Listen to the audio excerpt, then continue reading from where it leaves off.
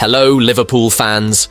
Welcome to the Liverpool Report, your go-to source for the latest news, match updates, and transfer stories straight from Anfield. Don't miss out on any of the action. Hit that subscribe button now and stay in the loop with all things Reds. Fabio Carvalho faced accusations of avoiding competition prior to the disappointing start he's faced in his Brentford career. The 22-year-old who joined the Bees from Liverpool last summer for a deal worth up to £27.5 million has played a minimal role halfway through the season for Thomas Frank's side. He's played just 420 minutes of Premier League football, scoring once and assisting one goal, and has managed just 2 consecutive starts thus far in the 2024-25 campaign. Despite enjoying a starring role in Liverpool's pre-season last summer under Arneslot, the former Fulham talent was surplus to requirements at Anfield, a position he was also in under Jurgen Klopp. Despite the German being behind Carvalho's Anfield arrival from Fulham in 2022, he struggled to find a place for him following his debut season where he scored 2 goals in 23 games, most notably bagging a 98th-minute winner in a 2-1 victory over Newcastle.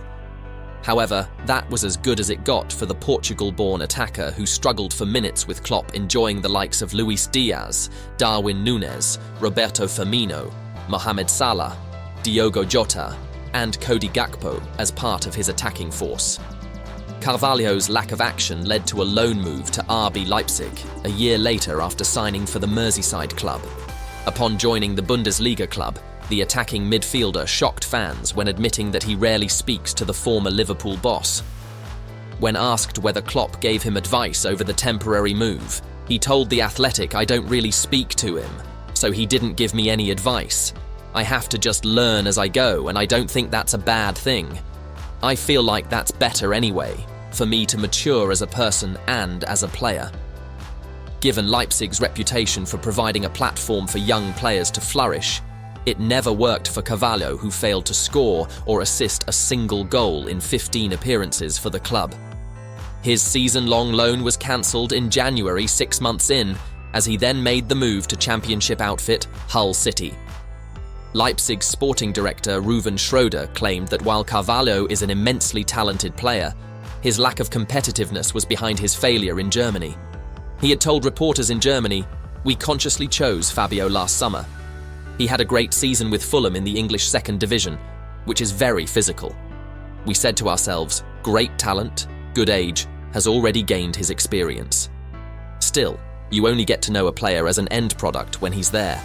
Fabio has a great character, but he realised, okay, there's a competitor here, I have to do more, and we noticed that he didn't want to face the competition." Uncertainty surrounds some of Liverpool's biggest stars as the January transfer window gets underway. Arne Slot's Reds are sitting pretty at the top of both the Premier League and Champions League, while they remain in the FA Cup after an impressive 4-0 win over Accrington Stanley. But all this isn't enough to stop the speculation. Both Mohamed Salah and Trent Alexander-Arnold could be leaving Anfield behind with their contracts up at the end of the season. Negotiations for renewals are reportedly stalling, and the global elite like Real Madrid are waiting to pounce. Should they stay or should they go is the question football fans are asking themselves. There's no denying the duo have created a legacy not just on Merseyside but in football as a whole. Yet the grass isn't always greener. Many stars who once won the hearts of the Kop have left for pastures new in years gone by, chasing the European dream or boatloads of money. For quite a few, however, it didn't quite go to plan. 7 years have passed since Barcelona acquired the services of the Brazilian maestro in a deal worth a staggering £142 million. Hoping to etch his name among the Catalan greats, Coutinho's move to Spain didn't quite work out for either party. His 5 years at Liverpool were full of iconic goals, such as a belter against Southampton, that free kick versus Arsenal, and who can forget the United strike in the Europa League back in 2016.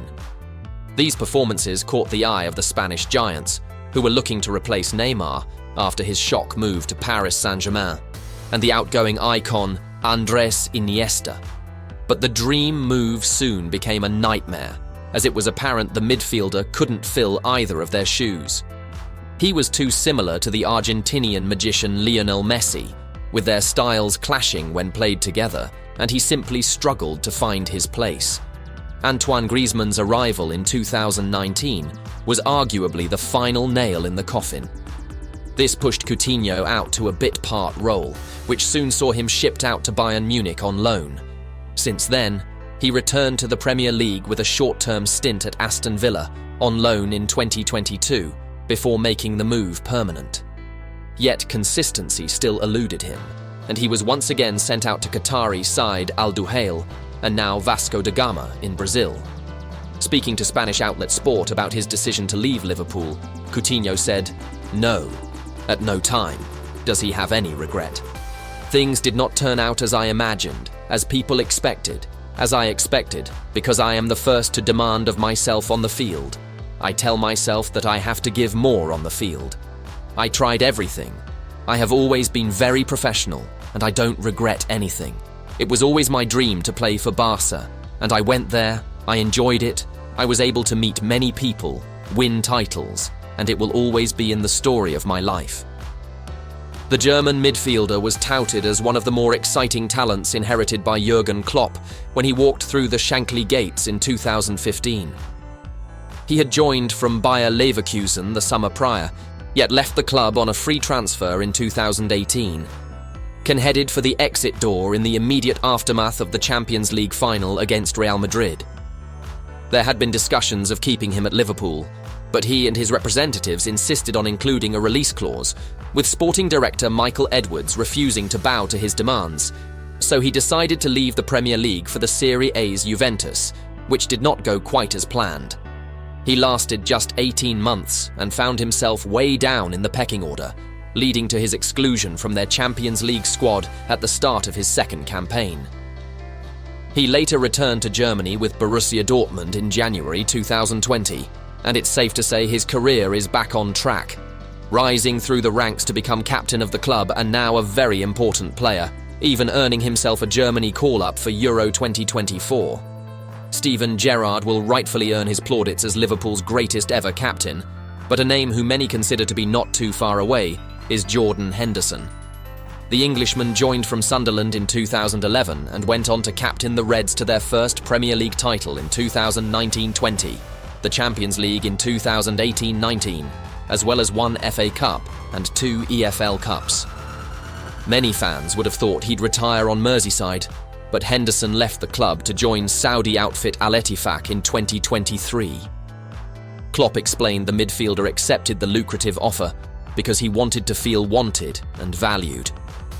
A starting spot was no longer guaranteed, so Henderson went on a search for first-team football. Speaking to the media, the now former Liverpool boss said, "Hendo said the truth. That's how it was. We had talks. I told him I wanted him to stay, but we talked about maybe not playing regularly. I cannot tell a player they can have 50 games because I don't know that. In our relationship, I thought it was important we speak about what happens if.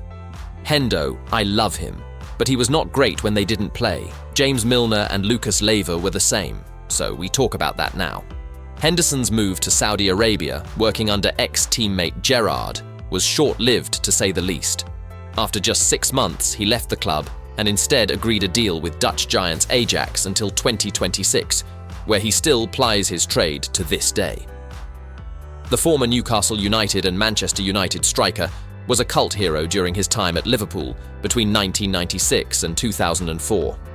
In that time, he scored 158 goals in 297 appearances and went on to win the FA Cup in 2001, the League Cup twice, as well as a UEFA Cup, UEFA Super Cup, and FA Charity Shield, and of course the Ballon d'Or, the last Englishman to pick up the coveted award for the world's best player. But in 2004, Michael Owen made the audacious switch to Real Madrid for £8 million.